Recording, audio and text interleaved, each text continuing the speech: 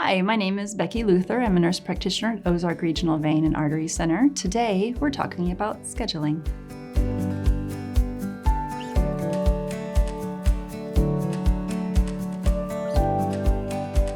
Why are the appointments scheduled the way they are, often multiple days in a row? Well, we have two reasons for that. One reason is insurance criteria. They'll pay for one treatment per vein per day. The second reason is for safety, because oftentimes we have to separate the treatments to make sure that we don't have any adverse side effects before we move on to the next treatment. Some insurance have stricter rules about how often we're allowed to ask for treatments. For instance, they'll let us do the first treatment, then they have us wait a specific amount of time, sometimes 1 month, sometimes 3 months, before we're allowed to rescan the patient, see if they're continuing to feel symptoms and need additional treatment before we're allowed to ask for it. And so in that way, the insurance sort of forces us to elongate the treatment plan when we could have done it all more quickly.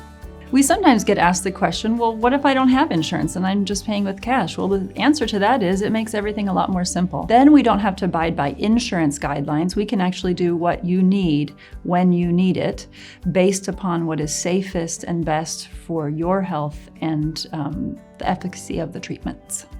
Some people also ask, well, what if I live 2 hours away? Do I really have to drive up here every day? And sadly, the answer to that is yes. Whether or not you're driving, insurance still insists that we have to spread the appointments apart. And some of it, of course, like I mentioned a moment ago, is for safety purposes. But insurance doesn't really care if you're having to drive. They still allow us to do one treatment per leg per day.